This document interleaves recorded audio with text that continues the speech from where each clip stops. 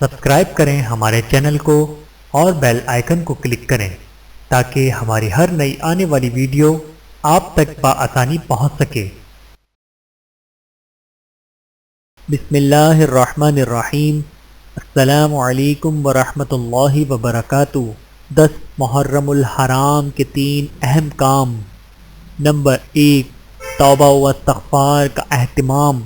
نبی کریم صلی اللہ علیہ وآلہ وسلم نے ارشاد فرمایا، محرم اللہ کا مہینہ ہے، اس میں ایک دن 10 محرم ایسا ہے جس میں اللہ نے ایک قوم بنی اسرائیل کی توبہ قبول فرمائی تھی، اور اس دن اللہ تعالیٰ دوسری قوموں کی بھی توبہ قبول فرمائے گا۔ بحوالہ سنن ترمذی۔ نمبر 2، روزہ رکھنا۔ نبی کریم صلی اللہ علیہ وآلہ وسلم نے ارشاد فرمایا، میں اللہ سبحانہ و تعالیٰ سے امید رکھتا ہوں کہ وہ یوم عاشوراء 10 محرم الحرام کے روزے کو گزشتہ سال کے گناہوں کا کفارہ بنا دے گا۔ بحوالہ صحیح مسلم۔ نمبر 3، اہل و عیال پہ فراخ دلی سے خرچ کرنا۔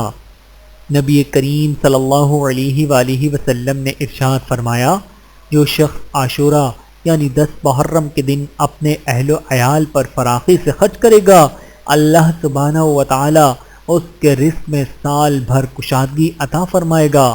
بحوالہ طبرانی شریف۔ اللہ تعالی ہم سب کو سمجھنے کی اور عمل کرنے کی توفیق عطا فرمائے، آمین ثم آمین۔